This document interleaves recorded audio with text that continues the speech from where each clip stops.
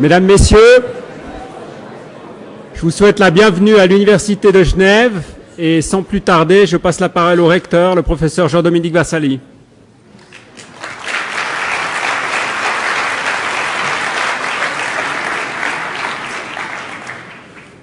Mesdames et Messieurs les ambassadeurs, Mesdames et Messieurs les représentants du corps diplomatique, Mesdames et Messieurs les représentants des milieux politiques, Mesdames et Messieurs les représentants des organisations internationales, Mesdames et Messieurs les représentants des organisations non gouvernementales, Mesdames et Messieurs les représentants des milieux économiques, Mesdames et Messieurs les représentants des médias, Mesdames et Messieurs les représentants politiques et économiques des régions membres du R20, dont les drapeaux des pays se trouvent derrière moi, Madame la Présidente du R20, Monsieur le Directeur du R20, chers et chers collègues, Mesdames et Messieurs, bienvenue à l'Université de Genève. Je suis très heureux de vous accueillir si nombreux ce soir pour cette grande conférence consacrée à la question du changement climatique et plus particulièrement aux réponses que nous pouvons et que nous devons y apporter par le jeu de nouvelles alliances qui peuvent se créer dans nos sociétés. Je suis ainsi très honoré d'accueillir nos illustres intervenants. Michel Jarraud, secrétaire général de l'Organisation météorologique mondiale, et, dans un instant, Arnold Schwarzenegger, ancien gouverneur de Californie et président fondateur du R20, une ONG très récemment installée à Genève. Une organisation internationale et une ONG discutant des actions à entreprendre pour relever le défi du changement climatique dans une université. Nous sommes bien à Genève. Notre cité a cette immense chance d'être un carrefour international de première importance. Tous les acteurs œuvrant ou réfléchissant aux nouveaux modes de gouvernance imposés par les enjeux globaux auxquels nos sociétés doivent faire face se retrouvent sur notre territoire. L'université y joue un rôle particulier. Espace de liberté, de dialogue, de critique constructive, elle permet et doit favoriser les rencontres les plus improbables entre ces acteurs, une condition nécessaire à l'émergence de nouvelles idées. Aujourd'hui, c'est une organisation internationale bien établie et une ONG émergente qui se rencontrent.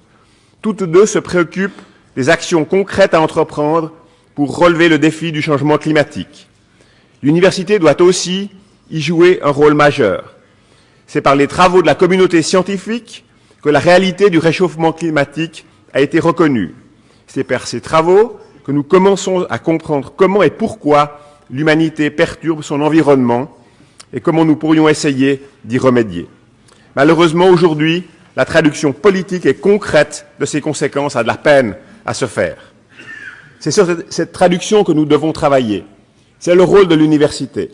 C'est celui d'une organisation comme l'OMM, c'est le but du R20 et c'est ce qu'incarne son président, ancien gouverneur de Californie, qui a démontré que de nombreuses décisions cruciales permettant de diminuer notre impact sur l'environnement ne se prennent pas au niveau national, mais par les femmes et les hommes politiques qui dirigent les gouvernements des villes et des régions.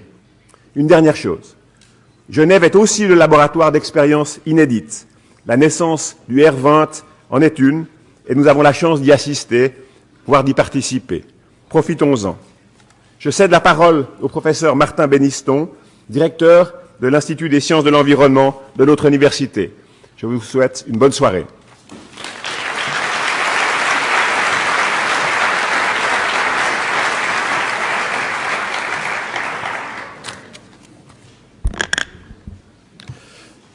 Mesdames et Messieurs, comme la soirée sera essentiellement bilingue, je vais faire cette petite allocution d'introduction en anglais. So, ladies and gentlemen, it's with great pleasure and indeed an honor for me to present this evening's theme on climate and economy in the presence of the two exceptional guests who will shortly take the floor. The topic of climatic change has retained scientific, political and media attention since the mid-1980s. In particular, the inception of the IPCC, the Intergovernmental Panel on Climate Change, in 1988, and the holding of the Second World Climate Conference in Geneva in 1990 were instrumental in bringing the issue of a changing global climate to the forefront of world attention. Despite much initial skepticism as to the very fact that we humans could actually disrupt an element of the planetary environment, or indeed perhaps because of the doubts expressed by numerous skeptics, the scientific community has dedicated enormous energy and time to reduce the uncertainties inherent to a system as complex as global climate. Better understanding of the functioning of the system and its interacting sub-elements, such as the atmosphere, the oceans, polar ice, and indeed life itself, improved Earth observations, and ever more sophisticated simulation models have enabled scientists over the past 20 years to progressively alleviate doubts as to A, the reality of global warming, and B, the role of human activities in the century-scale changes in climate that have been observed. Furthermore, enormous progress has been made not only in our understanding of the physical perturbations to climate, but possibly more importantly, for us citizens and those that govern us, how a rapidly changing climate could impact upon, in some instances irreversibly, natural systems such as hydrology or the continental and oceanic biospheres, and the social and economic entities that depend upon the resources of nature for our everyday lives, namely food, water, energy, and health. Clearly, science has probably gone as far as it can in bringing the climate debate to the forefront of global environmental concerns. But this has not been enough. As the slow pace of international climate negotiations have shown, new paradigms are thus required to move forward. And it is in this context that towards the end of 2006, a report based on the outputs of climate science probably made greater inroads into the thinking process of industrialists, economists, and politicians alike. This was the so-called Stern Report, named after a British economist, close advisor to Tony Blair, and once vice chairman of the World Bank. The report attempted to translate the impacts of a changing climate into economic terms. For the first time, a problem that was perceived as being purely environmental now became economic. A respected economist, speaking to his peers in industry and finance, thus rapidly gave credence to the scientific debate. It is thus in this context that the two speakers of this evening will present their views on the economic aspects of climate change. Who better than Michel Jarraud can speak on issues related to the economic and social benefits of climate services? Who better than Arnold Schwarzenegger can speak of the implementation of economic and technological policies that can begin to resolve the short, medium, and long-term problems related to a changing climate? Both speakers have a planetary vision of these issues. The WMO, the World Meteorological Organization, is the home to the IPCC and numerous other programs that are increasingly involved in implementing the relatively new notion of climate services.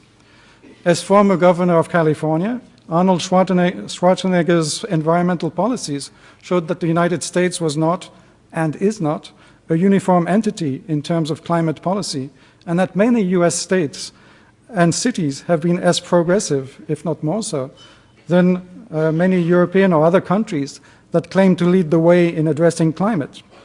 The R20 initiative that he chairs is also a key example of actions in favor of the environment, while opening up new opportunities for local to national economies.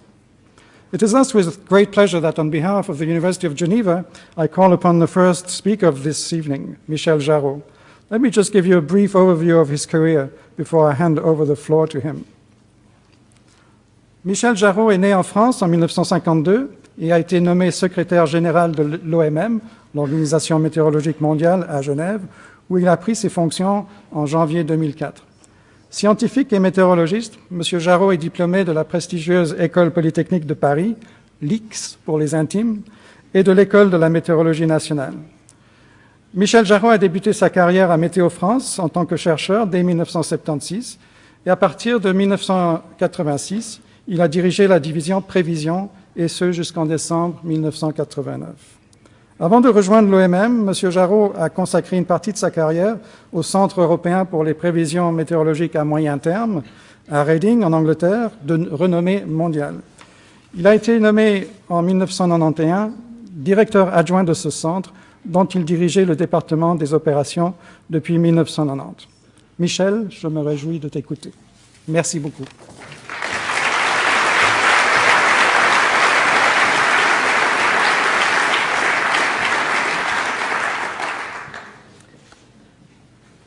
Monsieur le recteur, Monsieur le professeur Béniston, distingués membres du corps diplomatique, représentants des autorités genevoises, membres des médias et surtout, chers participants, chers collègues et chers amis. Ce séminaire, cette conférence sera bilingue, donc je vais commencer en français et après je passerai sans doute à l'anglais. Nous vivons à une époque charnière. Pourquoi? À cause du changement climatique. Le changement climatique est un phénomène, et on le voit de plus en plus, qui affecte l'ensemble de nos activités. Le changement climatique est quelque chose qui n'est pas un phénomène nouveau. Mais il n'y a pas de meilleur endroit que Genève pour parler du changement climatique. Et laissez-moi commencer par cette photo. La personne que vous voyez à gauche est un des fils les plus illustres de Genève, Horace Bénédict de Saussure. Vous avez peut-être vu sa statue dans un village près de Genève. Et vous voyez sur cette statue qu'il a dans le dos quelque chose. Ce qu'il porte dans le dos, c'est un baromètre. Horace Bénédict de Saussure est la première personne au XVIIIe siècle qui a commencé à étudier l'effet de serre.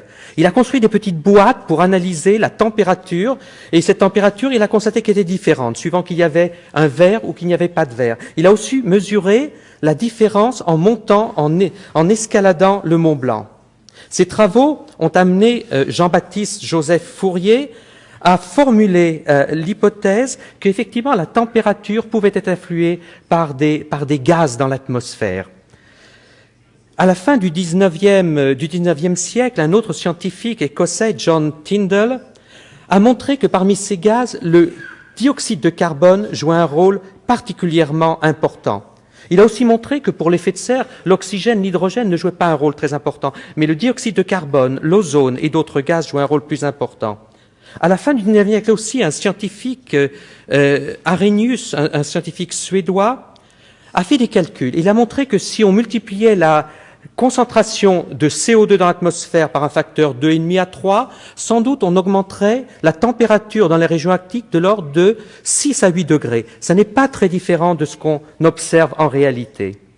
Et puis, la dernière personne en bas à droite est quelqu'un qui s'appelle John Callender et qui a montré juste avant la Deuxième Guerre mondiale que ces concentrations de gaz, de CO2 en particulier, qui augmentaient, étaient directement liées à l'utilisation des combustibles fossiles. Donc c'est la première preuve du lien entre l'utilisation des combustibles fossiles et l'augmentation des gaz à effet de serre dans l'atmosphère. I'm going to switch to English. Climate is a very complex system. It's very complex because you cannot look at individual aspects of the climate in isolation. You need to look at the whole Earth, the ocean, the atmosphere, the land surface, the glaciers, but also the human activities, deforestation, use of land by agriculture. And all these aspects interact with each other in a very, very complex fashion. That's why you cannot often give very simple answer to say, is that responsible for that? No, it's a very complex interaction between many, many factors. So I don't want to go into the details of these diagrams. I just wanted to illustrate that. And of course there is an additional input driver of the climate. This is the sun, which is providing the biggest part of the energy which is driving our planet. Often there is confusion when you talk about climate, weather, and there's a bit of confusion. What do we mean by that? I think the best way to look at it is to look at the weather as what happens over short time scales. Will it be raining tomorrow? Will there be frost? What will be the wind? So the weather traditionally is considered to be on scales from minutes to weeks to possibly months. But there's not a strict limit between weather and climate. When you talk about climate, we look at the phenomena over longer time scale, usually over also larger spatial scales. We look at anomalies. We are not looking, when you talk about climate change, we are not going to tell you whether there will be hurricanes in 10 years from now, but we are going to be able to say, will the frequency of hurricanes change or will not change? And then if you look at even longer time scale, decades to hundreds of years, now what we are talking about is about scenarios, because it's not only about just the physical aspect of our planet, but it's also about the interaction with the human activities. And this scenario will very much depend on which kind of choices will be made for energy, for how the economy will evolve, what will be the demographic component of that. So there are many other factors which have to be integrated. And in my introduction, I said we are living at a very, very special period. Why? It's because now the decisions that we are making now, or even more importantly, the decision that we are not making now, will have an impact on the generations to come. It will have an impact for tens of years, for hundreds of years, but it will also have an impact. It will have an impact for the oceans for many hundred years. So, climate variability and change, again, there is a bit of confusion. Many people will tell you, but let's not worry about what happens. There were warmer periods in the past. Yes, maybe. But what happened is that this was linked to very different time scales. When you talk about climate change, going from an interglacial period to an ice age, we are talking thousands, tens of thousands of years. And this is due to the variation of the parameters of the Earth's orbit around the Sun. So you have cycles of 10,000, 20,000, 40,000, hundreds of thousands of years. But we're talking now something very different because of human activities. These changes are occurring on a much faster, rapid time scale. So what can we do about it? The first thing is that if we want to act, we need to know what is the situation. And this is why in 1988, WMO and UNEP, the United Nations Environment Programme, together created the IPCC. The idea, it's not a bunch of scientists doing research. It's scientists, it's many scientists, thousands of scientists who just every roughly 6-7 years evaluate what is the state of scientific knowledge, what do we know about climate change, and also what is it that we don't know yet where we need to invest more research. And again, some confusion. Sometimes you have skeptics who say, well, we are not quite sure on some issue, therefore we don't know anything. No, that's not true. There are a number of things where we are 100% sure of what happens. One of these things is the concentration of greenhouse gases.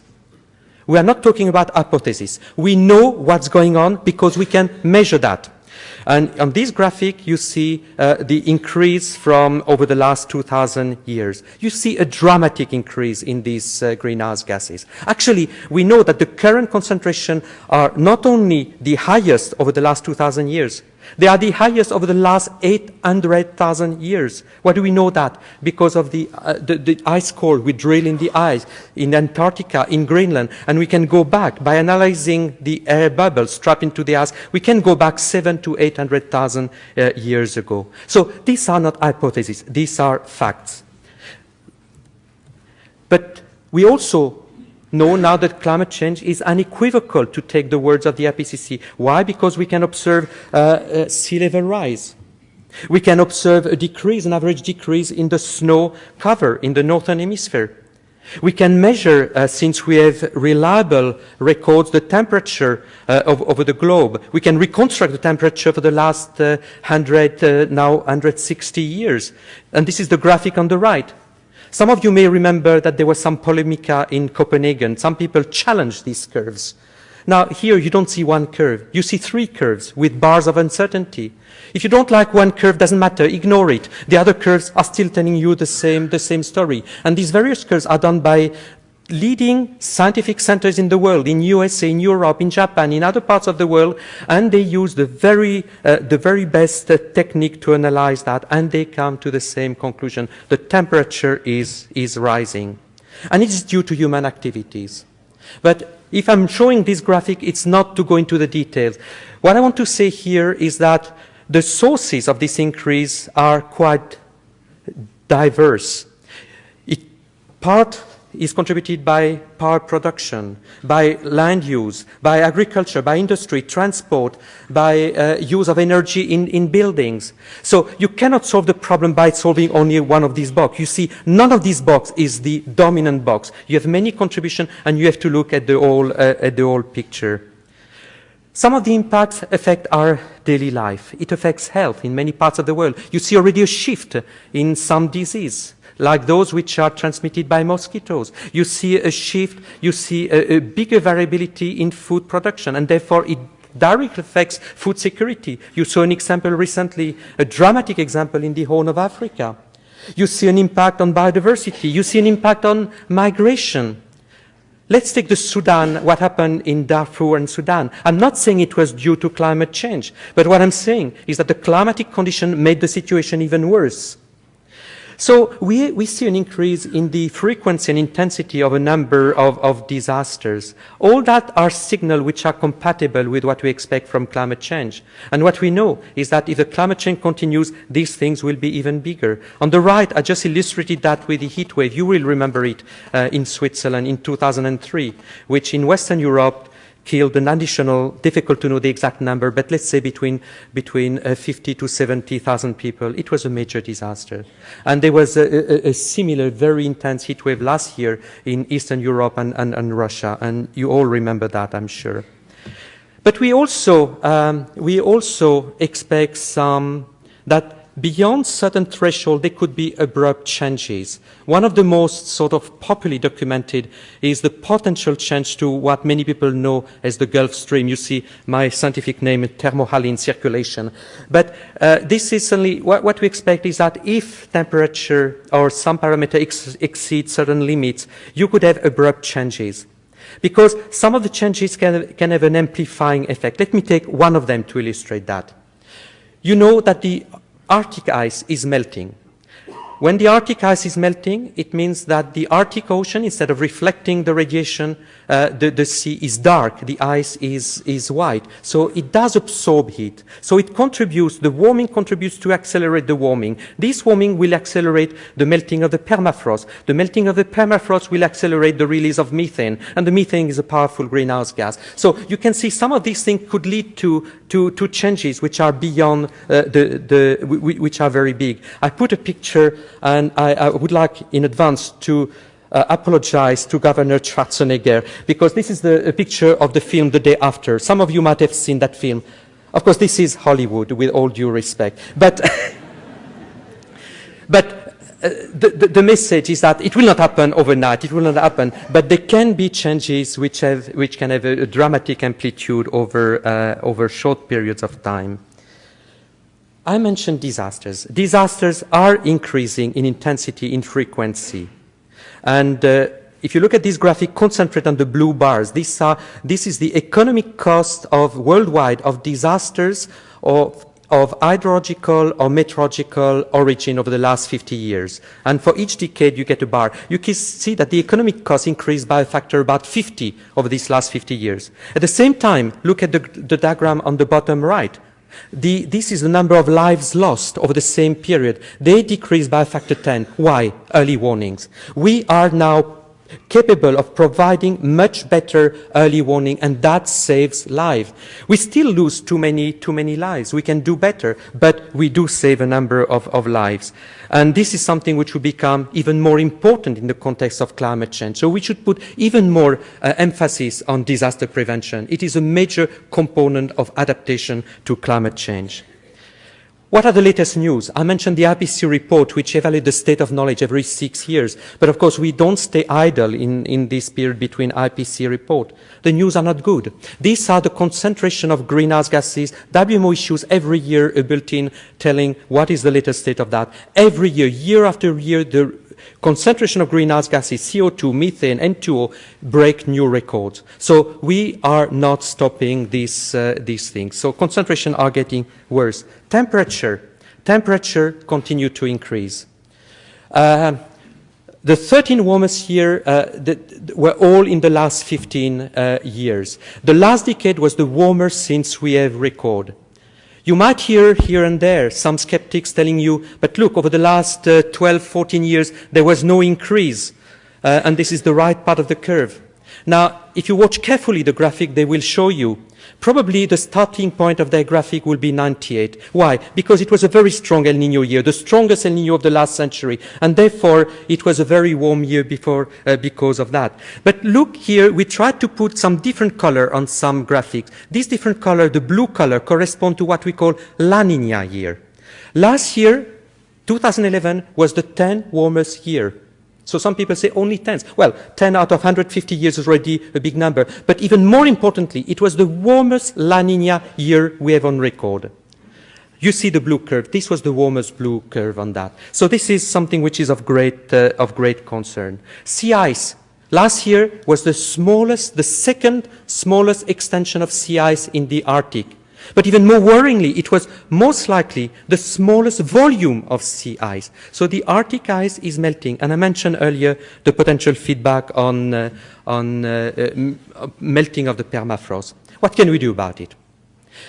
We shall need to mitigate, but we shall need to adapt. But in both cases, we cannot make proper decisions unless they are informed by the right information, by the right science. So the United Nations together, we decided to develop what we call a global framework for climate services. What do we mean by that? We mean to do for climate services what we've been doing very successfully for meteorology over the last 40 to 50 years. In other words, to provide decision makers at all levels, from the farmer to the government, with information that can be used to make a better informed decision in all the areas which are affected by climate. And this is eventually all socio-economic sectors. But to do that, we need to strengthen observation. We need to strengthen research. We need to develop some proper climate services. We cannot do everything at once. So we decided to identify 4 initial priorities. And you can see that these 4 priorities match very closely the Millennium Development Goal. And it's not a coincidence. It's because they are major issues for our generation and for the generations to come. Water management, you cannot manage water unless you know better about the climate context. If you build a dam, just to realize that your dam, after 50 years, there's not enough water coming to your dam, it's a wasted investment. You need to adjust your health policy to the changing climate. Many diseases are now spreading because of the climate change. Food security, I mentioned the drought and the famine in the Horn of Africa. Famine is not something of the past, unfortunately. You still have people dying from hunger, or people being weakened to the point that they may die from something else, but initially they've been weakened by the lack of food. And I mentioned disaster reduction. So these are the 4 initial priority areas. There is another area which I've not mentioned explicitly, but which is cutting across all of them, and it's very important. This is energy. And we need to develop different approaches for energy generation and energy use. To implement that global framework, which is really a major undertaking, we have defined a number of key principles. Capacity building is essential. Out of the 190 plus members of the United Nations, the countries of this planet, we have identified about 70 which have little or no climate service, to the point that they cannot make use of any suitable information for the critical decision they have to make. So capacity building is absolutely essential. Capacity building in terms of equipment, of observation, of human resources. Greater availability of climate services. We want to develop the range of climate services. In many cases, there is information already available, but it's not in a format which can be used. We need to address the issue at various levels. When it comes to climate, cooperation is absolutely essential. No country can do it alone. USA ambassador, cannot do it alone. China cannot do it alone. Europe cannot do it alone. No country can do it alone. Every country needs to cooperate with everyone else. So this is why I'm so happy with the initiative of the Governor Schwarzenegger, because the regions have a key role to play, but also cooperation across regions in different countries. These services have to be operational.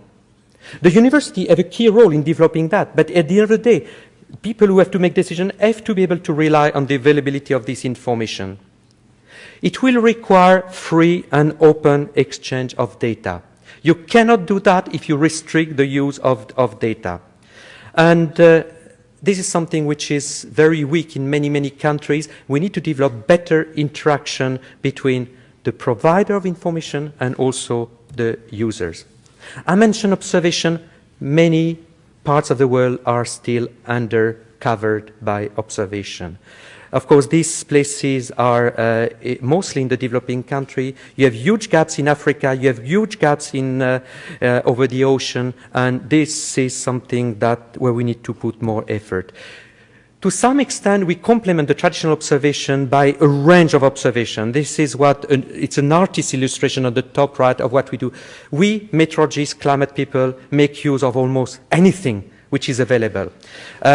We make use of ships, of planes, of buoys, of anything we make use of radio signal which are influenced by humidity, and we can retrieve humidity information out of the GPS signals.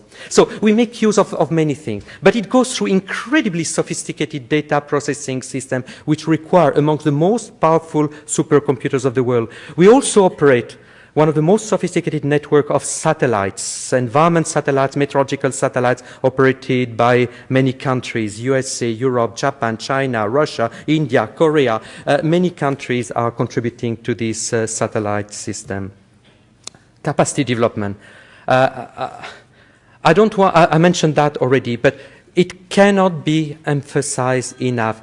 One needs to develop the capacity, the critical mass of scientists, of people who can deal with climate information. And there are very special needs in many countries, in particular the least developed countries. And as part of the development of our global framework, we are going to pay very, very special attention to that. As you know, in many countries, the first user of climate information are women. And often they are the ones in many countries who have the least access to this information. So we also decided that a special emphasis should be put on that. Socioeconomic impact. Often, and Professor Beniston mentioned the study by Nicholas Stern before, we look at the cost of action. But it is also very important to look at the benefit of action and to look at the cost of inaction. And all these elements have to be integrated. And some of the studies which have been made show that irrespective of whether the country is amongst the most or the least developed, it is an exceptionally high return upon investment to invest in these climate services of the order of 1 to 10. Sometimes even some studies show a factor of 1 to 20, 1 to 30. But there are challenges. One of the challenges is that we're not talking like tomorrow, it will rain, it will not rain, the temperature will be so much. We're talking scenarios, probabilities, uncertainty. And to make decisions in this context requires special culture about decision making. So it is a huge challenge. And it's a big transition, a change, a shift in the paradigm about decision making. So this year, there will be a few key opportunities over the next few months. One of them, you have all heard that we are going to have a major conference in Rio to look at Rio plus 20 years after the first Rio conference. So it's an opportunity to look backward, but to draw the lessons to look forward as well. And one of the major challenges is how can we contribute to sustainable development? How can we bridge this gap between, we scientists, when we look at the climate change, we like to look at timescales of the order of decades to hundreds of years, as I mentioned earlier. When governments have to make decisions, and it is not at all a criticism, it's a fact, it's a reality. Often they are facing, like in developing countries, so many priority number one issues that it's very difficult to look at the time horizon of tens to hundreds of years. But the same applies to developed countries as well. So we need to bridge this gap between the time horizon for decision making and sustainable development is really, there will not be any sustainable development if we don't integrate this longer time scale. So Rio will be a critical aspect. There will not be sustainable development without handling properly the question of adaptation to climate change, without handling properly the question of disaster prevention. And that will lead to the next Conference of Parties of the United Framework Convention on Climate Change, which will take place in Qatar in November, December this year. So in both cases, we believe that it's important that we can contribute not only to the negotiation, but to inform the negotiation by providing the best possible scientific information. But we need to go from the global scale to the local scale, or from the local to the global scale. Action is to be taken at all levels. Traditionally, we, in organizations such as WMO, are intergovernmental, and our traditional interface is through government. But at the same time, as Professor Beniston said, many actions are taken at the local, at the municipality level, at the regional level. And these kind of initiatives is a very, very welcome initiative, I mean the R20 initiative, so that there is also a new interface with which we can partner. So the partnership will be multidisciplinary. Climate is it's no longer a sort of sectoral issue. In the past, you had specialists in health, you had specialists in agriculture, you had specialists in meteorology, climate. Now, all these things are interacting with each other. So it requires really a multidisciplinary approach. It requires a very strong, and I'm happy to see a number of representatives of the media in this room. It requires the media to play a critical role, because you can see meteorologists and climate people, when specialists talk about it, you have about 700 billion specialists of that issue on the planet. It's like football. Everyone is a specialist of that. And so, therefore, the media have a big role in educating these 7 billion, in training these 7 billion specialists. But this is the way it is, and I really welcome this opportunity. So, I want to sum up, because I was told I have to finish by 7:15, so I'm 1 minute away from the finish. There is a number of related issues. I mentioned climate change. Adaptation, well, we should not forget mitigation. It's also absolutely critical, because if we don't handle mitigation, we won't be able to adapt. The challenge for adaptation will be too big. Disaster risk reduction, sustainable development, and the various related benefits. But this requires strengthening of the capacity in developing countries, actually in many more countries. It requires multidisciplinary partnership.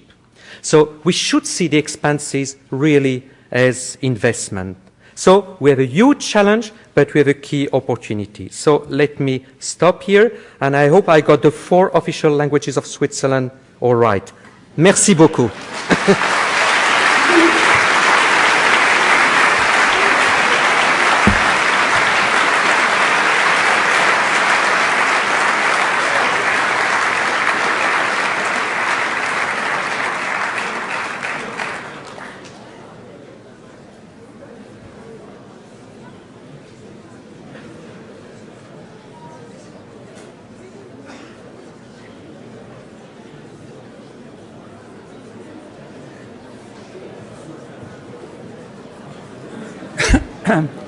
Ladies and gentlemen, we shall now have a short session dedicated to the Sustainer Award. In a few seconds, we shall have on the podium Arnold Schwarzenegger, Connie Hedegaard, who is the EU Commissioner for Climate, and Terry Tamminen, who is the Special Strategic Advisor to Arnold Schwarzenegger for the R20. Thank you very much.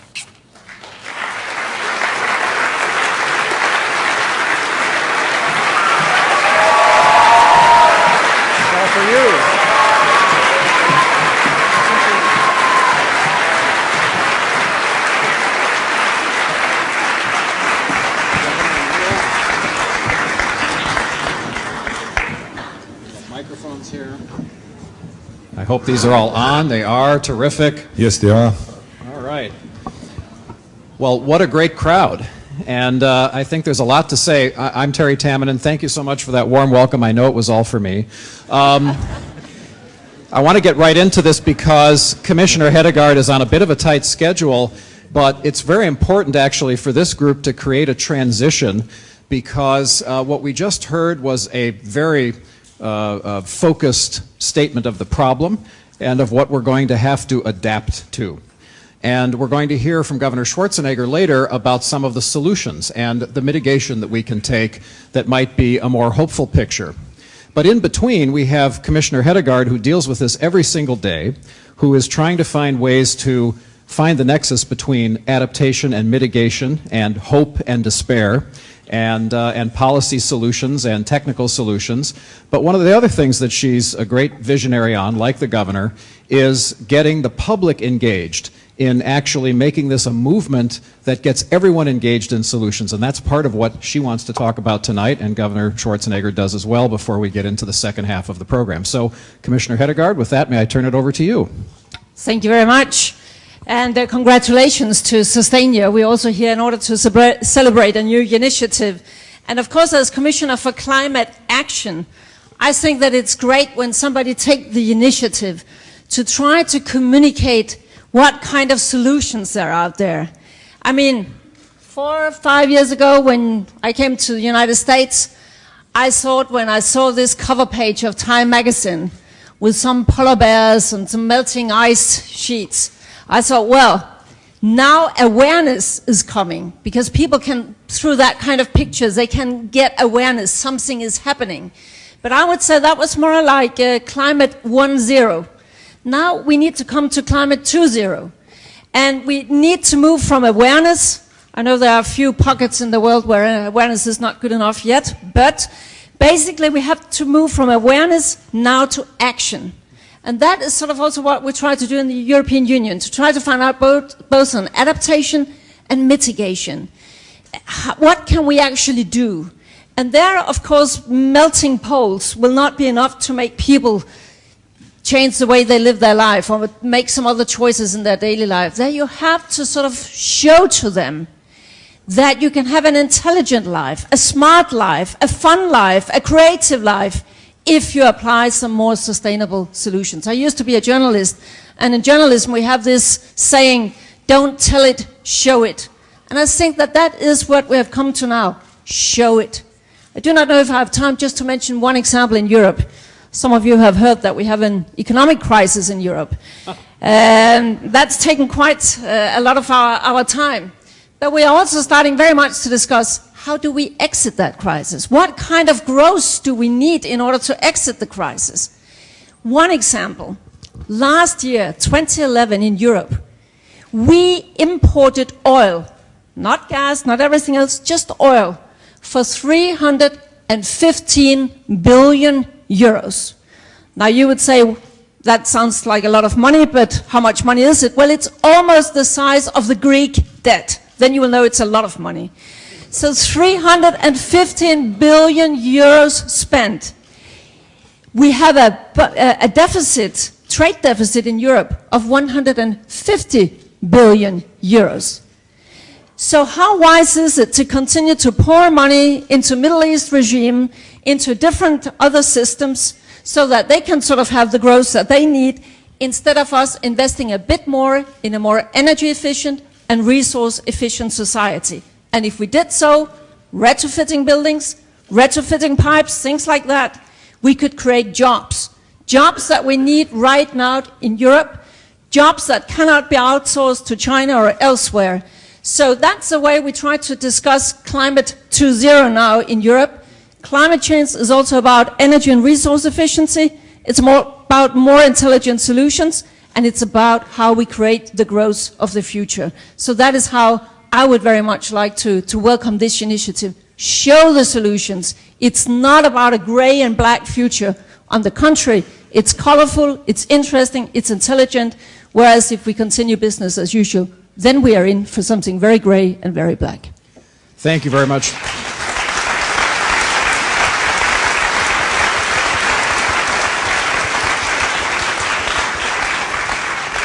I think the European Union needs a climate action commissioner who's more passionate and animated, don't you? I mean, that was fantastic. Governor, you know, the Sustainia Awards is really a fascinating concept and the entire initiative, because it does shine the spotlight on good solutions and on innovation, and just like the Oscars or bodybuilding trophies that you may have won in the past, it inspires people to take more action. Do you think that can work? Is that transferable when you go from, say, the movies or bodybuilding or those types of examples, when you come to something like climate change? Can awards and ways for people to envision a future really make change? Well, as I said earlier, I think that award is a great idea, and I think it's always good when you hand out awards and when you reward people for great work that is done. And but it's one out of many things that need to be done. As you know, I'm a big fanatic about communication. Because I think that, and I think that Connie hit the nail on the head, that we got to really communicate to the people and, really reach out and bring them into the movement, because obviously government alone cannot do it. If it is local government, even though the R20 that we have started, it's all about subnational governments, but they alone cannot do it. The federal governments cannot do it. The UN alone cannot do it. I think everyone has to work together in this movement. And we have to communicate and let the people know, not only kind of talk about guilt and talk to them about, this is terrible to sit in a jacuzzi because, there's greenhouse gas emissions, or it's terrible to drive with this truck because there's greenhouse gas emissions, so it's terrible for you to fly with the plane because there's greenhouse gas emissions, but to talk about the good things that are going on. Like, for instance, there is the Geneva Car Show that is here right now. Well, the people don't have an idea that, for instance, there's a whole pavilion out there of green cars. So we, the R20, are going to organize an event, a press event, tomorrow morning at 9 o'clock, at 9 a.m., to go and put the spotlight on green cars so the people all over Switzerland and all over Europe get to see that there's 50 plus cars out there that are green, that are getting 65 miles per gallon. And that is extraordinary performance. And so we see the car manufacturers now slowly kicking into gear and start producing alternative fueled cars, which is so important. But you see, they can have their pavilion out there from here to eternity. But if you don't communicate that, and if you don't put the spotlight on it, you have nothing.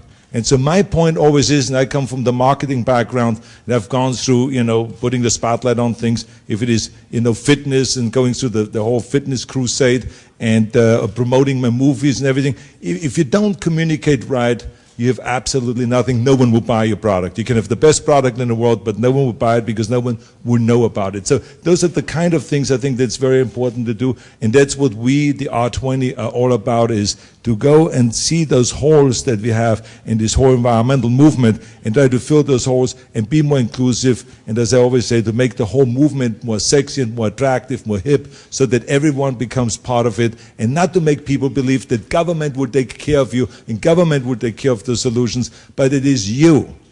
Each and every one of you has to ask yourself all the time that question, what do I do personally? And this is why it's also important for us to communicate what you can do, in fact, personally on a daily level. That's a great message. That's worth a round of applause, absolutely.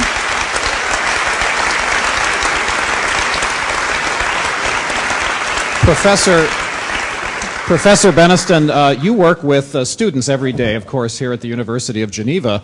And do you think this message resonates with them? And by the way, after the second half of our program, which will be Governor Schwarzenegger's remarks, we will take some questions from students because it's important to engage that next generation. But do you think that they're listening to this, or do they feel that this is someone else's problem? I mean, after all, our generation created it. We're going to hand it off to them to solve it. No, they're very much aware of the problem, and I think they're aware of the complexities of not just the climate problem, but all the other issues that are probably going to converge, the energy crisis within the next 20 or 30 years, real climate change that will be taking a bite on the environment within the next 20 or 30 years, health problems associated with that. So I think we are communicating the fact that we have to look at these issues in a holistic manner, not just look at climate as a physical element of the system, not just look at economics, not just look at health, but look at them in an integrated manner. And Commissioner Hedegaard, I mean, do you think that that regardless of communicating this, regardless of how many people we get involved, that we're ultimately going to get our countries to take the kind of concerted action that will facilitate this movement and basically have governments helping their own people to facilitate these changes? Yes, I think that ultimately that will happen. But there is this bad habit for the human race, that it is as if we always need to go to the absolute brink of something before we sort of do what is needed to avoid catastrophe. And I mean, we really have to get our act together now. I agree very much. It's a much more sort of holistic thing. Just to give a few facts, according to the UN, 18 years from now, I mean, we're not talking about generations, 18 years from now, we will need at least 50% more food because we become more people, but also more people will enter the very consuming middle classes. At least 45% more energy, at least 30% more water. I think that most people can see that if we're not creating another kind of growth where we get more output out of less input, then we are in for really, really big trouble. So I think that governments will get their act together internationally, nationally, regionally, as the governor was talking about. We see a lot of municipalities, they start to move now. Why? Because also their citizens will say this makes sense and we expect it from you. But I agree very much with what the governor was saying, that we can create the framework. We can get the targets right, the pricing mechanisms right, the taxing systems to create the right incentives, things like that. Politicians have their responsibility. But in the end, it is the science community that must provide sort of basic knowledge that we can act on, new technological solutions. Companies will have to make these solutions available. We have a lot of solutions now, but it's not disseminated enough. So we need to take the solutions that we have to scale. And then I think that it's incredibly important, the point about the responsibility that each of us have in the daily choices we make. Each day, each of us send clear signals to those who are producing the different goods that we demand. And we have a huge power there. So politicians, citizens, companies, all of us have our respective responsibility in this. And Mr. Jarraud, I mean, you obviously work with an organization that is created to measure things, to look at systems and how they work. And from your presentation, it's clear that you have a great view of that. Do we have enough information to feed it back to policymakers and to citizens so that they understand that there's only so much time left and really how much time that may be? Actually, we do measure. We do more than measuring. But you do at least that. You see, to make decision, you need to start. You cannot manage what you don't know. So knowledge starts with observation. Observation has to be transformed into information, into products which are suitable for decision making. And indeed, what I presented in my just a few minutes ago was an initiative which is exactly to address the question you have been asking. Right now, there's not enough information often, or information in a form which is not quite suitable for making decision. So we are working on that to provide decision makers at all levels, regional levels, global levels, but also to the fishermen, to the farmers, with information that they can use to make decisions in climate-affected areas. It is a big challenge, but it is something that where we have made huge scientific progress over the last 20, 25 years. Just one example, 25 years ago, it would not have been possible to predict the onset and development of El Niño phenomena, which affect many countries. Now it is possible because of this scientific progress has been huge. But this has to be translated into final products to make decision. So yes, we are working on that. We are confident, but time is not on our side. You see, in Copenhagen, I was discussing with a number of representatives of small islands, and they said the target of 2 degrees globally is not enough. We need 1.5 degrees. I said, yes, I agree. However, the laws of physics are against you. 1.5 degrees is essentially no longer feasible because we have injected too much greenhouse gas in the atmosphere already. We cannot achieve 1.5 degrees unless we can remove quickly, not reduce emission, remove greenhouse gases from the atmosphere. And we know technology is not yet quite there for that. But even 2 degrees was a challenge in Copenhagen. 2 degrees is now even more difficult. And if we don't take quick action, 2 degrees is on the verge of being impossible. So back to your question, even for that, to inform that decision, we need to provide better and better information. And this is what we are trying to do. Well, time is not with us on this section of our program this evening either, but thank you for that clarity. It's clear that there is no time to waste. And so with that, I'd like to invite you all to thank this panel. We're going to move on to Governor Schwarzenegger's presentation, but please give them a great big round of applause for that wonderful context.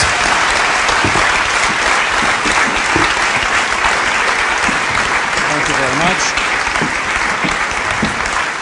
Thank you very much. Thank you. And with that, I'd like to turn the podium over to Governor Arnold Schwarzenegger.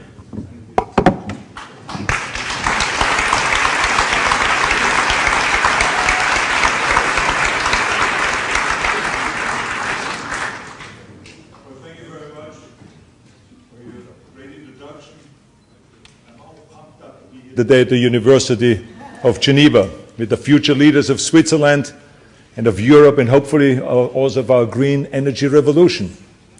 But before I go on with my speech, I just want to say thank you to a few people like Michel Jarraud, who is the president of R20, then Christophe Natal, who is the executive director of R20, Linda Adams, who was the head of our EPA, who is sitting out there, and also Terry Tamminen, who you heard just out here, and this is his birthday today. Let's give him a big applause for.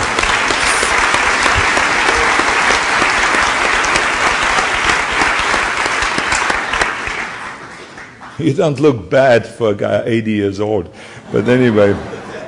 Then Connie Hedegaard, we want to thank her for being here today with us, who is the European Commissioner, of course, for climate action, and then Rector Vasali from this university, the University of Geneva, and then Michel Jarraud. We want to thank all of them and so many of the volunteers that have helped put this event together. And I know there was a big scramble there because there was not enough room in this hall, and then there were now 5 other halls and rooms that were made available. So this is really terrific to see so many enthusiastic people here. Anyway, even though I have to say that I am a proud Austrian and I love my home country, I've always been a big admirer also of Switzerland. I look at this tiny country that you barely can find on a map, and then you look at the huge things that you're doing. I mean, I'm really amazed by that. You're the best in so many things, and your influence is many times larger than your country. And earlier this year, I saw your Swiss power firsthand at the Hahnenkamm race in Kitzbühel. I mean, in downhill skiing, it's considered one of the greatest challenges. It has been called the most dangerous downhill race in the world, where they go 95 miles an hour. And of course, who won? Not an Austrian, a Swiss. The Swiss legend Didier Kutsch.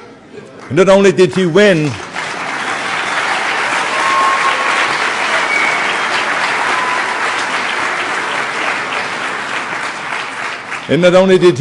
but he also won for the 5th time, which broke the all-time record held by one of Austria's own legends, and my very dear friend, Franz Klammer. So it is fantastic to be here in a country that knows all about success. Now, I love this place, and it's also great shopping, and of course, you have great watches. I mean, I'm wearing a Swiss watch right now, the Audemars Piguet, and then, of course, you always have to have also a watch, a pocket watch. This is Richard Mille, also Swiss watch. So I'm backed up all the way with Swiss stuff.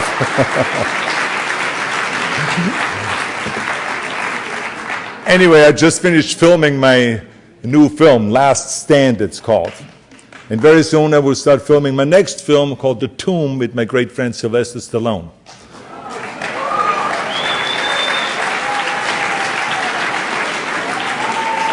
Now, I've always said that when I'm finished with politics and finished with the governorship, that I will go back filming.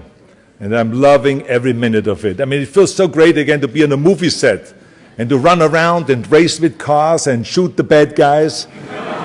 There's explosions and shootouts and all kinds of special effects.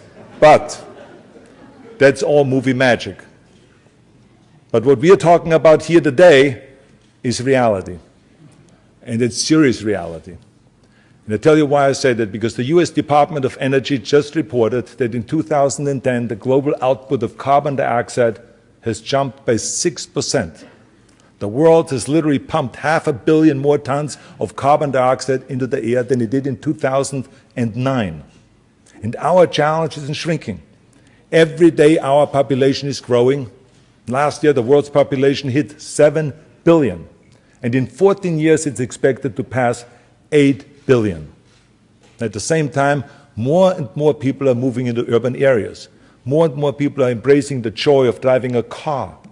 And more people are using electricity to improve their lives. And therefore, more and more people are polluting. Our task is daunting, and it is growing exponentially every minute we wait. But that's the bad news. There's also good news. The good news is that fantastic things are happening all over the world. For instance, the European Union has committed to cutting emissions by at least 20% below the 1990 levels by the year 2020. Germany is producing 17,000 megawatts of solar power a year.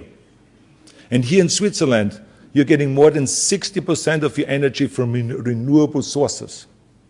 And in my native Austria, there's great things happening there, especially in a little town called Güssing, where they went from being unable to pay the power bill 15 years ago to creating all of its own energy with renewables today. And in Norway, they're almost at 100% of renewables. And in Oslo alone, they cut energy use by 70% by installing energy-efficient streetlights. And I was just in India, and I found that Delhi, one of the biggest cities in the world, has converted all of their taxis and buses to natural gas, which produces 60% less greenhouse gases than oil. And of course, we in California, we have done historic things ourselves. When I was governor, when I was elected in the beginning, I remember I promised the people of California that I would protect the environment and I would pump up the economy. Now, some tried, of course, to dismiss this by saying, come on, Arnold, he's driving this gas-guzzling Hummers. Plus, there's an R in front of his name. He's a Republican. Those are just empty campaign promises. Well, what they didn't know was that my Hummers were running on biofuel and on hydrogen.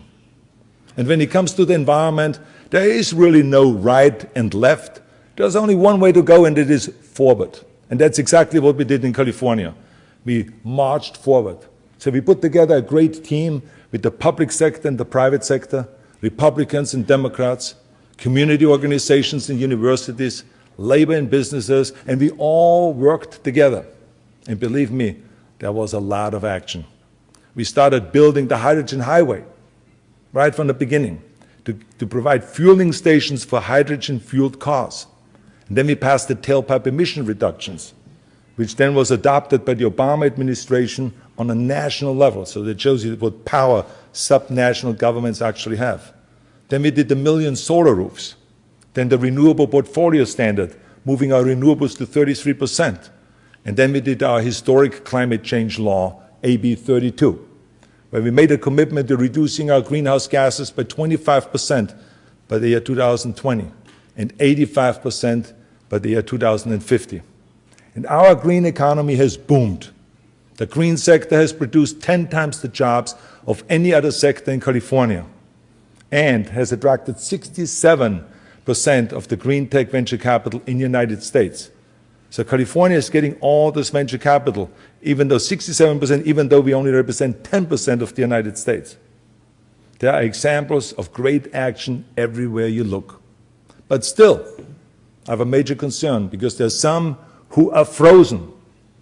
There are countries and states and cities and people who think that we can't create a green energy future without an international agreement. And I am on a crusade to change that.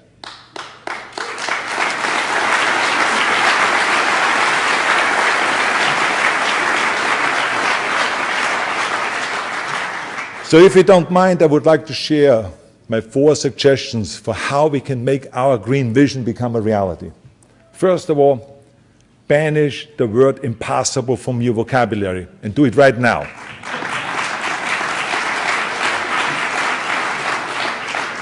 Impossible doesn't exist for us. It's an excuse to stay on the sidelines. It is a dirty word that the naysayers love to throw around, but it doesn't mean anything to our clean energy future. Of course, I personally have heard so many times the word impossible and totally ignored it. When I wanted to move to the United States, they said, well, that's impossible. When I wanted to be a bodybuilding champion, they said, an Austrian? You can be maybe a ski champion, but not a bodybuilding champion. That's impossible. When I wanted to be a leading man in movies, they said again, it's impossible. With your accent,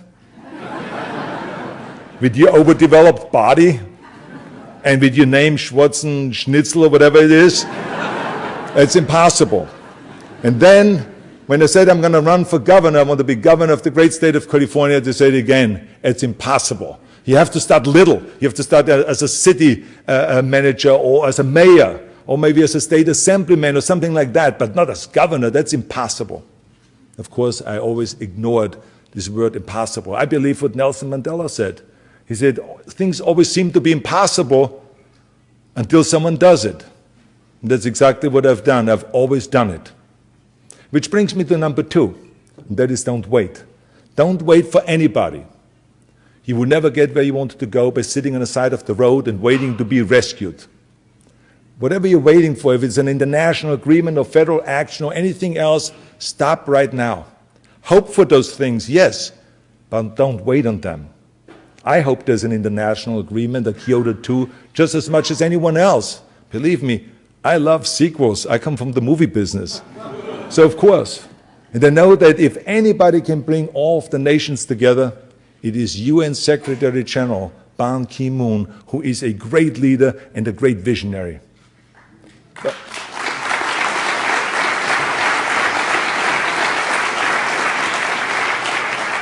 But there isn't just one path to a green energy future. There are many ways to get there. I believe that we must continue to move forward at the subnational level, and the states, the provinces, the cities, the private sector, the academic sector, the nonprofits, and all of the individuals. We should be defined by our movement, by our action, not by our hesitation. And the third, and probably the most simple thing, we need to communicate better. And I talked earlier about the importance of communicating. We need to inspire this kind of action all over the world. And that is my mission. I won't stop until we have spread and communicated our green revolution everywhere. And this is nothing new for me.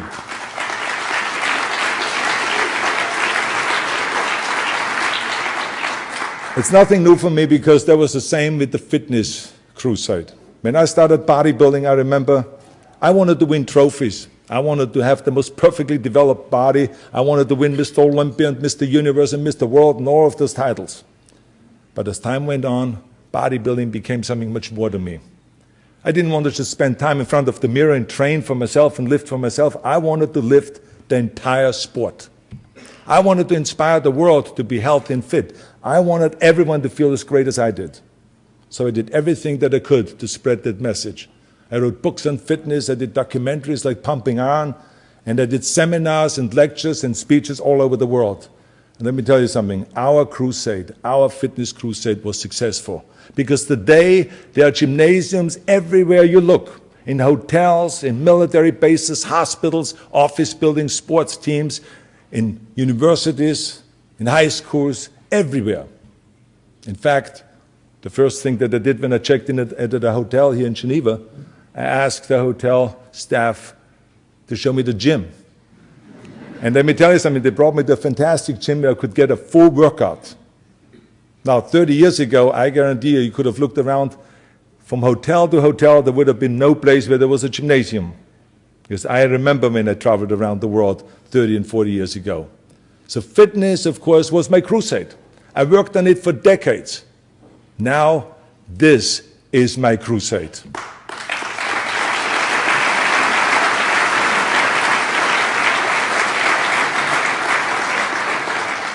Now I want everyone to know the benefits of clean, green energy.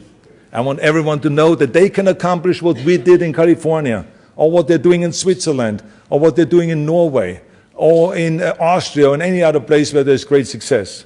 I want everyone to know that they don't have to wait for an international agreement in order to go and move forward. They don't have to wait for federal laws in order for us to move forward. Remember that the most powerful movements in human history, from the American Civil Rights Movement to the movement to end apartheid in South Africa to the Indian independence movement, they did not start at the top. They started at the grassroots level. Mahatma Gandhi, Nelson Mandela, and Martin Luther King, they are our heroes. Not because they waited for some higher being up there to tell them it's okay to go ahead. No, they didn't wait. They had no more patience to wait. They took matters into their own hands. Well, we can't afford to wait either. It was in that spirit that we actually launched the R20 last year. By the way, when we looked around for a place to build our headquarters, of all the places in the world, we chose right here in Geneva. I told you, I love Switzerland.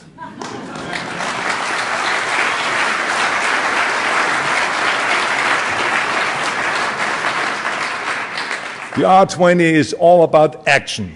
It's all about moving forward at a subnational level instead of waiting on the sidelines. It brings together regional governments, community organizations, corporations, and educational institutions to create strong green economies around the world. The R20 will ensure that the great energy work that's being done in different parts of the world is shared with everybody. We will make sure that the people in Delhi know of the great things that are being done right here in Switzerland. We will help provinces in Morocco learn about what California has done and what kind of technology is available in California. We will make sure that the world knows about the efficient streetlights in Oslo and the biomass projects in Güssing, Austria. You see, in this way, we can address climate issues in two directions, from the bottom up and from the top down. And one day the two approaches will meet in the middle and will achieve critical mass. But to do that, we're going to have to make our green cause a little sexier, of course, and a little bit more hip, instead of using guilt and this doom and gloom approach. I don't like guilt. I think that no movement has ever been successful based on guilt. I mean, it doesn't make any sense to tell people, you shouldn't take a jacuzzi because there are greenhouse gas emissions. You shouldn't go and drive with this truck because there's greenhouse gas emissions. You shouldn't go and fly with the plane because there's CO2 emissions and all of those kind of things.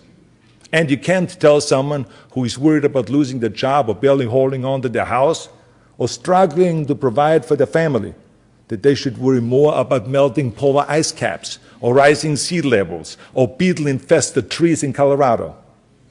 And lecturing the developing world is not any more productive. I mean, there are people around the world who are just now arriving at the petroleum party. They are as intoxicated by the desire for electronics and automobiles as we are. And the worst thing we can do is act as if we were more enlightened beings that can judge what is right and wrong. The worst thing we can say is, hey, you've been riding your bicycle for years and years and years. Don't stop. Don't buy a car, just continue riding that bicycle. It's so much better for the environment. Imagine being handed the keys to your first car and then having someone tell you, hey, leave it parked in a garage. It's so much better for the environment. Yet some in the developed nations and in the green movement have tried exactly that, to deny the pride and the happiness that people in India or in China or in Brazil are feeling in their new wealth and in their new lifestyle. That is not an effective communication strategy. We need to sell the benefits of clean, green economy so that we can create advocates, not opponents, who resent our double standard. I mean, they are not stupid. They know that we in the developed world have been driving cars for the last 100 years. They know that we in the developed world have been using fossil fuels for the last 100 years. And they also know that we in the developed nations are the ones that have created most of that pollution in the last 100 years. So rather than telling them not to do it, we should tell them to do it, but not to make the same mistakes we made. We should say, enjoy your higher standard of living and your rising prosperity. And you will enjoy it even more with green technology, like alternative fueled cars, renewable resources, and energy-efficient products, and so on and so forth.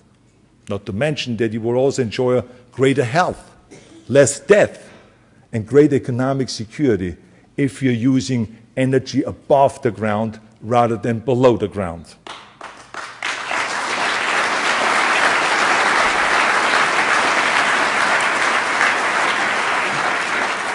So you see, that's what we should tell them.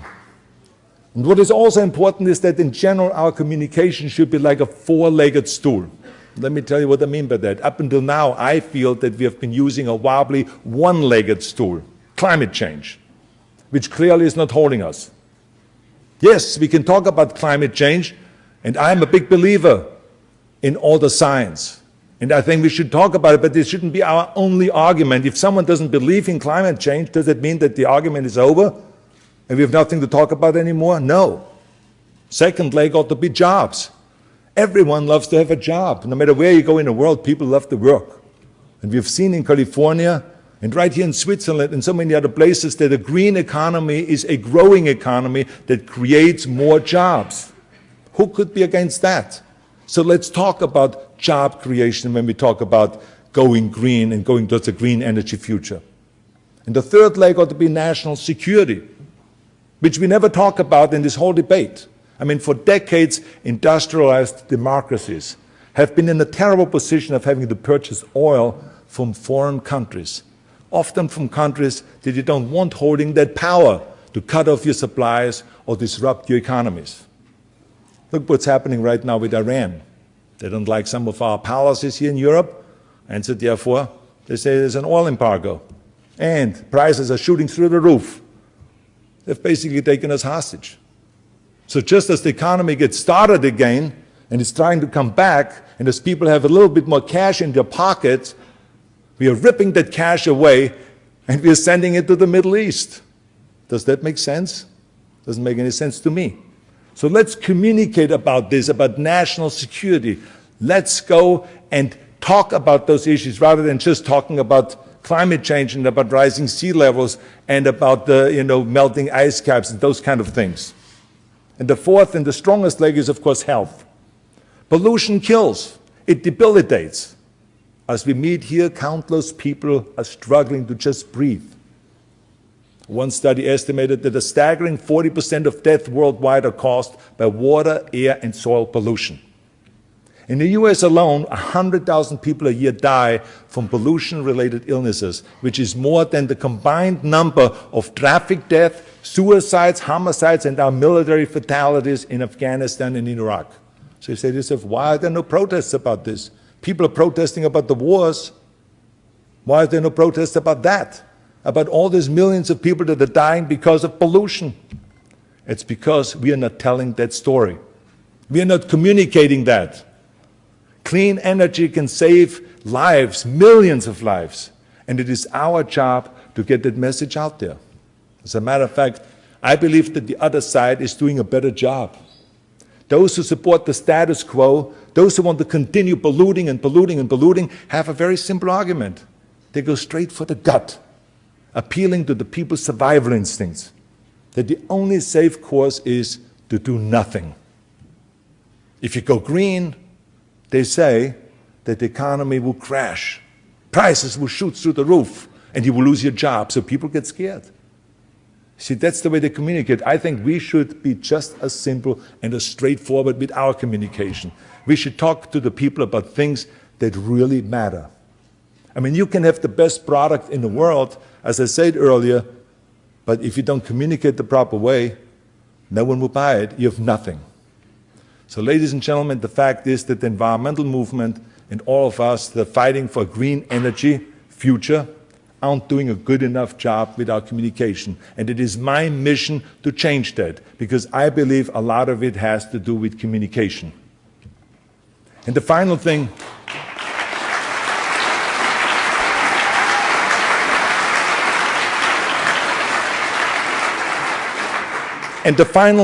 that I want to talk to you about is you. That's right, you.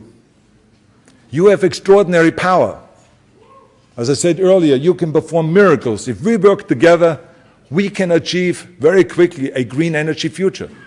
I remember when I heard my father-in-law, Sergeant Schreiber, who started the Peace Corps, the Job Corps, Legal Aid to the Poor, VISTA, and all those kind of programs under the Kennedy and under the Johnson administration. He's one of my heroes. He said to the students at the Yale University, tear down that mirror. Tear down that mirror that makes you always look at yourself. And you will be able to look beyond that mirror, and you will see the millions of people that need your help. Wow. I was blown away by that. Those words hit me like a lightning bolt. And once I tore down my mirror, I couldn't stop serving. From being a special coach to the Special Olympics, or starting to build after-school programs all over the United States, or being the chairman of the President's Council on Physical Fitness and Sports, or then eventually running for governor and serving for 7 years as governor of the great state of California. I tell you, it was so wonderful to serve the people. I don't regret 1 minute of it. And to me, this was the most satisfying moment, the most gratifying time to serve the people of California. It was wonderful. And now I want all of you to tear down your mirror and to ask what you can do. Every day I want you to ask yourself, what have I done today to reach out and to help people that need my help? What have I done, for instance, to move us towards a green energy future? Will you sit in front of the TV, watch the news and just keep complaining? Or will you do something about it? That's the question. Will you be part of the solution, or will you be part of the problem? Ask yourself that question. Reach deep down inside and embrace your tremendous power and know that you can be a crusader for our green future. As Mahatma Gandhi said,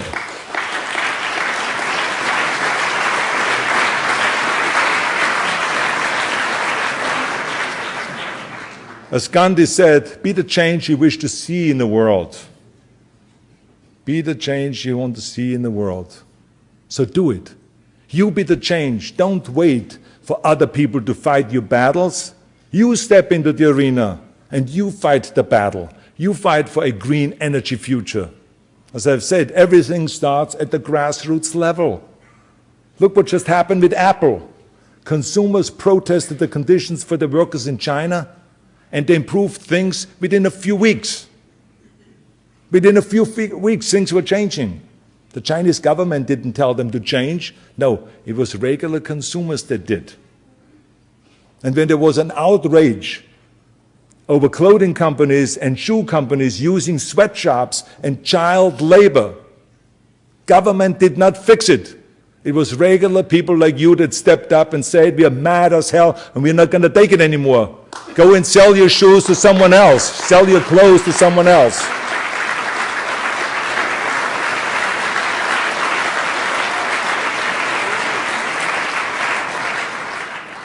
And California is a perfect example of that. In California, we ask the people to be our partners in energy conservation.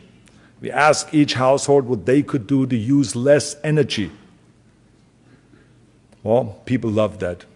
People love to have the power to save energy and to save money, and they love to participate and to help their state. California is now 40% more energy efficient than the rest of the United States. Think about that. Just to give you an idea what that means, because someone said today here that we don't have the technology to reduce and to achieve our goal. We have the technology, because what that means is that if the rest of the United States is as energy efficient as California, we could literally close 75% of our coal-fired power plants. Or, to make it a little bit simpler, an equivalent of taking 300 million cars off the road. Now, we don't have 300 million cars in America. We only have 240 million. But just to show to you what enormous impact that made and how successful California is because of ordinary folks participating. And this is why I said earlier, we got to bring the people into our movement, because that's people power. That's what I'm talking about. And you have that power to create change. You will show the naysayers that we are not Don Quixote embarking in some impossible romantic mission to fight enemies that don't really exist. No. We are building at windmills, we are building our windmills, and we're building windmills all over the world, spreading the freedom and the power of clean energy and an energy independence. We got to be energy independent.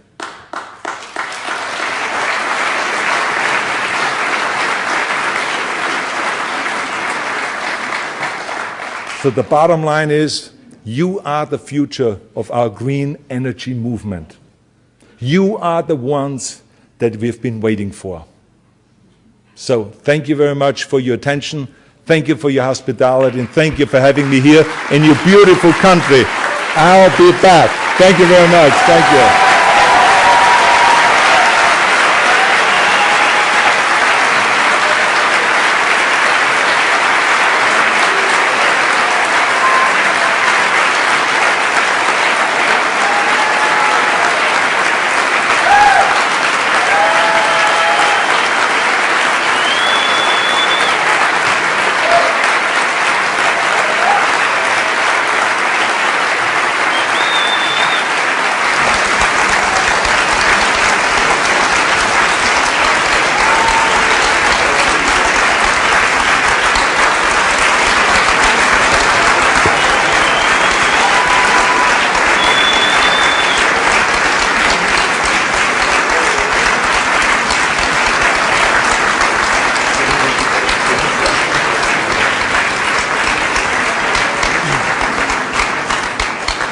Well, thank you very much. Thank you.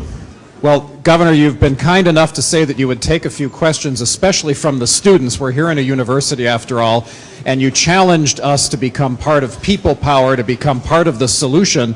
But I think we have some tough questions coming because, after all, our generation created this problem. The developed countries, as you mentioned, created this problem, and we're asking the developing countries to change, but we're asking the next generation to take over for us. So we thought we would just take a few minutes to get a couple questions from the students to find out what's on their mind and if they're willing to be part of that movement that you described. So I know we have a microphone here somewhere and some students that have volunteered for some questions.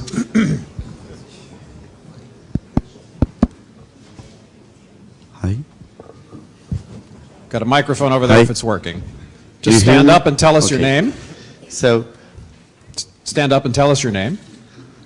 I'm Jeffrey, like a student in international relations here in the University of Geneva. And I got a question to you, Governor. That is based on what you did in California, which raised awareness among students and all around the world, I hope. How do you see students to engage in sustainable development? Here is my question. Well, I think that you're absolutely correct. I think that because California is a place that the whole world looks at, because it's, you know, the most important state in the United States. It is what it is. If you think about that, California is the 8th largest economy in the world. So we should actually be at the G8 meeting. But we are not allowed because, you know, the president is representing us, so, which is perfectly fine. But I'm just trying to show to you that how big California is and how important it is. So when California, you know, screws up, then the world knows about it immediately. But also if California does something well, like for instance with our AB 32, where we made a commitment, you know, to reduce our CO2 output by 25% by the year 2020 and 85% by the year 2050. Headlines went all around the world. And so it is very important for us. It's also, when you look at the map, a little place. It's not a giant place. But it's important that we use our power of influence worldwide. And so we used that and promoted green energy and the green energy future from California to inspire the rest of the world. And that's why the UN Secretary General had me speak at the UN. Because he said to me, you got to come to our headquarters and speak from there to all of the 200 countries. Talk to them about, inspire them to go in that direction of what you did in California. And so I think that the way we did it, as I said in my speech, we had the people power kick in. We communicated with the people and said, without you, we cannot do it. And we asked the people to do certain things. And because of that, it was easy for us. But this was not done by me. May I remind you, that was done already 30 years ago. As a matter of fact, I think Jerry Brown, who is now governor of California, has already started that in the 70s. So this has been a long process. It's not from one day to the next. You know, you got to bring people in and you got to convince them that solar is the way to go. You got to convince them that wind is the way to go. And so in California, we have now started building, you know, the biggest solar plants in the world. As a matter of fact, there's this competition between California and China. You know, one year you hear China say, we just built the biggest solar plant in the world. Then California comes right back and says, no, we now built the biggest solar plant in the world. And that's how, but it just shows the extraordinary work that's done. And that's why I said in my speech that we got to include the academic world in all of this, because, and you know, we got to go and start already from early on, from childhood on, kindergarten through 12th grade or all the way up through college. We got to educate the people and tell them about what is going on in the world and the danger that is existing if we don't do something about it. But we have it at the same time, we have to make it attractive enough so that young people get drawn to it. And that's why I say we got to make it a little bit more hip, rather than always using the guilt and beating up on people, making them feel guilty and threatening them that the world is coming to an end if we don't do something right away. Because I don't think that alone works. I think we got to make it attractive. And if you look at the cell phones, there was no one 20 years ago that said, no government agency, no international pact or contract or a deal that was made that said that in 20 years from now, 4 billion people have to be able to communicate with each other. But that's exactly what happened. Started out with this enormous cell phone that felt like you're holding a brick in your hand, and it was $1,600. And just a week ago, when my daughter called me and said she lost her cell phone, I went to the store with her, and within a half an hour, she got her cell phone, and it cost absolutely nothing. You just had to buy the services, and that was it. So it just shows you the changes. Now 4 billion people. When I was in Nigeria, I saw people walking around with 1 and 2 cell phones, but they didn't even have electricity. They didn't even have flashing toilets or anything like that, but they had cell phones. So that's what I'm talking about. Everyone now is participating. Everyone is part of that communication. And that's what we want to do with the environmental movement also. Make people buy in and become part of it. And especially it's important that the students participate in this whole thing and they become the crusaders also. Okay? A great answer.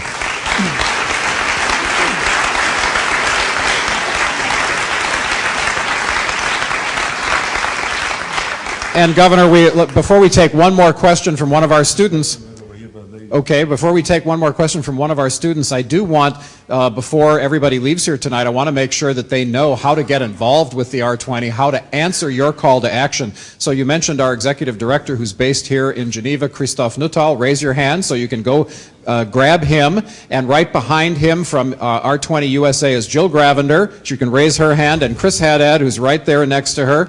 Our great team from California. Give them also a big hand.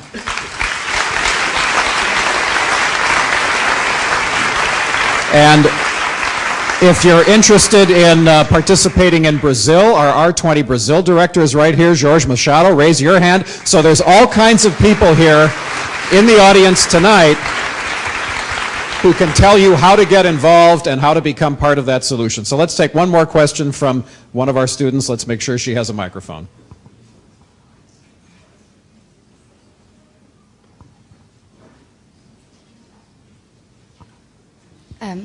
Thank you. First of all, thank you for coming here to the university. I just wanted to say my disappointed because I waited during 2 hours in front of the doors, and as you said, we have to tear down the mirror and not stop looking at ourselves. And you quoted so many times California. I'm wondering why you said that. And I want to know what can we do, because you said we have to take action. We have to stop.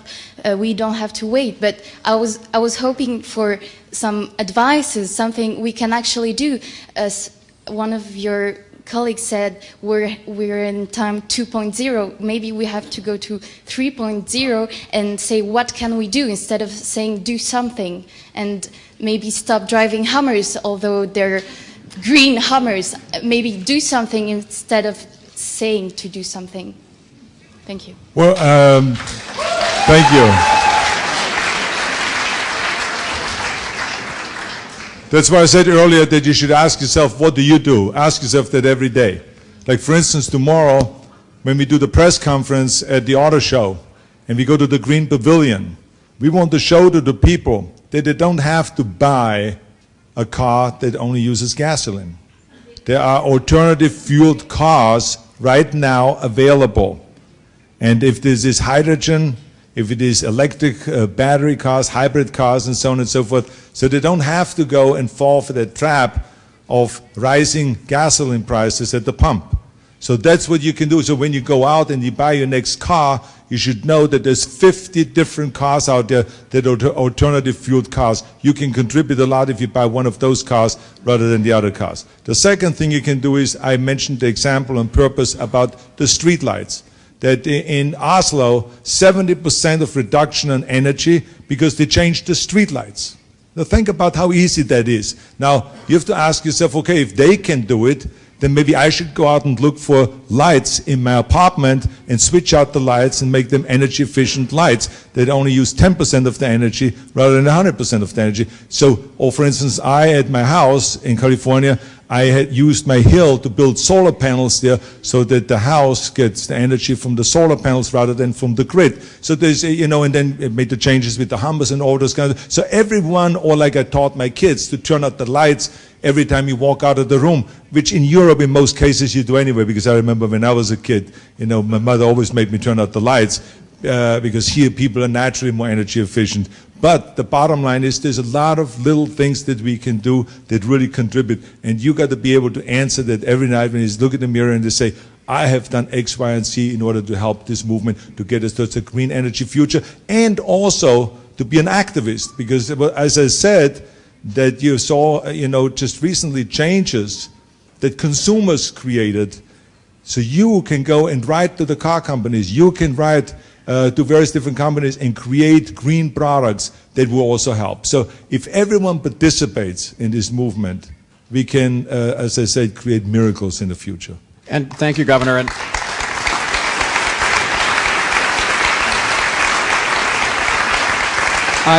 I have to tell one little story on the governor, and he's mentioned this publicly before, so I think it's okay for me to tell you that he not only would harass his kids to turn off the lights if they left them on, but he would take the light bulbs from the lights if he left them on. So at some point, if they did it often enough, they would sit in the dark. So that's another way that our students can participate. If someone's leaving the lights on, just take the light bulbs. But one other way, Governor, which you exemplified, and we'll close on this note, is that, look, you can participate in government. That's one of the things that I think everybody here should take away from this message. If you think about all the things that you could do in your career, all the opportunities that you had, and instead you chose to serve, you chose to go work in Sacramento, and a lot of people criticized you, a lot of people said it wasn't enough or it wasn't good enough, but you did it, and you continue to do it. I mean, even now, you could be off doing other things, and you're doing movies, but you're still serving the public in this way, and I think that's fantastic, and that's a great example. Get involved in government. A lot of people say government's not so great, or government's the problem, but you've proven, I think, that at least in this case, government is the solution. So people ought to get involved and get involved in their government. Well, you're absolutely right, but I mean, there is just so many things that you can do, and you know, you see people always sitting in front of the TV or reading the paper, reading a magazine and say, oh, this is terrible. I mean, look at the economy. This is terrible. Look at how they, you know, pollute the world. This is terrible. Look at the street gangs here, like in Los Angeles. Look at the street gangs. That's terrible. And I say, well, what do you do about it? If you don't like the street gangs, the reason why they are street gangs, because they don't have parents in the afternoon to take care of them, to supervise them. So that's why I went out and created after-school programs in all the major cities in the United States so that we can keep those kids that are in danger because they don't have parents waiting for them when they get out of the school, and take care of them and help them with their homework and with their academic work and give them sports programs and fitness programs and academic stuff and all those kind of things. So I did something about it. Rather than complaining and say, oh my God, the gangs, they kill each other, isn't it terrible, and all the drugs. So we are out there on a crusade to say no to gangs, no to violence, no to drugs, and yes to education, and yes to life. So we do something about it. So what I'm saying is instead of complaining, are you the one that is complaining and saying, oh, someone else is going to do it? Yes, someone else may be doing it, but wouldn't it be much better if you help right along the way? I mean, we got to take care of our country, of our community. That's just the way it is. And I think that instead of waiting for government to do everything, which I think is almost impossible for government to do everything, I've said there, it's overwhelming. I think it is good when people participate, and that's why I used that example of Californian people just doing simple things like helping with saving energy, and therefore the state is, as you know, you were with the EPA, you were the head of it, is 40% more energy efficient. So it's just basically reminding you that each and every one of you has tremendous powers of influence. Use that power. That's why we have it. Use it. And by the way, I love the fact that when we checked into our hotel, the person who checked us in said, would you like a free bus pass? And so they offered that, yes. So we do need cars, but isn't it great to be in a country where they have such great mass transit? Well, on that note, Governor, I think you've inspired everyone, but since you come from politics, you understand the power of polls, of taking a poll. So let's take a poll right now. I want to see a show of hands. How many of you are going to go out of here tonight committed to doing something, committed to tearing down the mirror and making sure that you're part of the solution? Let's see the show of hands. All right, on that note, I think it's a successful poll. Congratulations. Please say thank you to Governor Arnold Schwarzenegger.